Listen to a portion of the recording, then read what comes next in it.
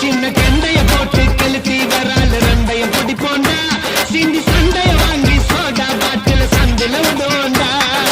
ஓசில துண்ணத்து ஈஸியாத்தா உடம்ப ஏத்து வந்தா